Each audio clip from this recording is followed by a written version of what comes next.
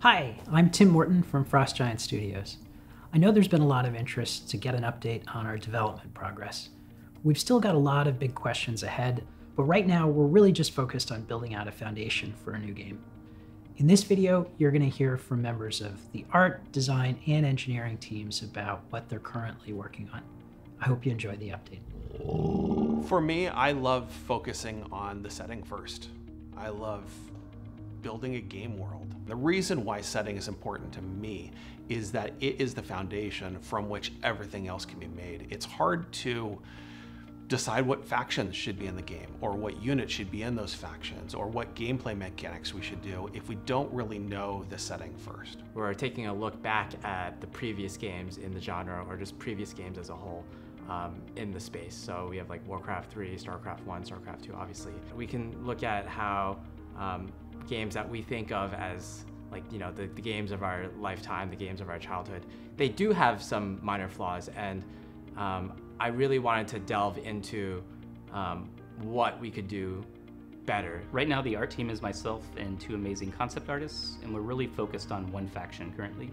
We're doing a lot of 2D work, kind of figuring out the look and the feel, and once we establish the visual language of that faction, we will then create it in 3D and get it into the game and then kind of see what works and what doesn't from a silhouette standpoint and readability. At the moment, I'm working with the other designers to sort of figure through, you know, the different problems that we need to solve to build the game we want to build.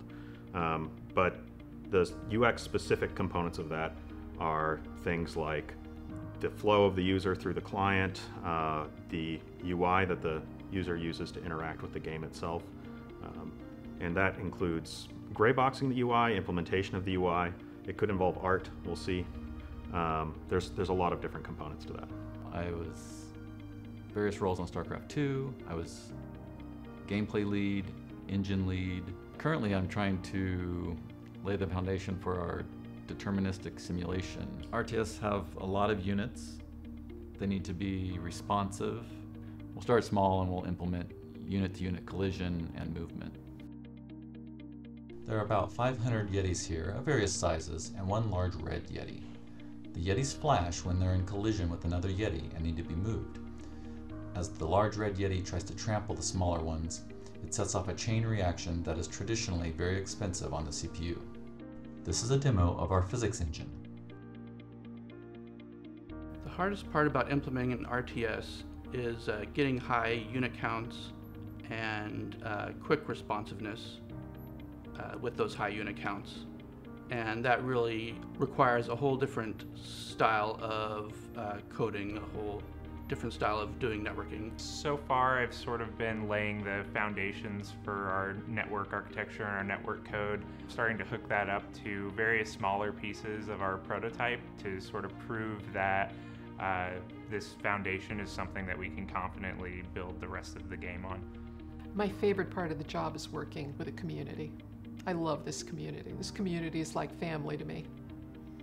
My kids are in this community. This community is my family. We have a community member, nice username, who kindly kicked off a subreddit for us, and that subreddit has been also amazing, incredibly active, full of ideas. The progress from the community side has been terrific. For us, I think the challenge is the opportunity. We are a small team. We're a small studio. We just formed the company. We've just assembled our initial core crew, and we're just beginning development on our game. We're able to make technology choices now at the outset that will support the gameplay that we're after, and we're able to design gameplay and approach it in a way that is really fresh and is really new.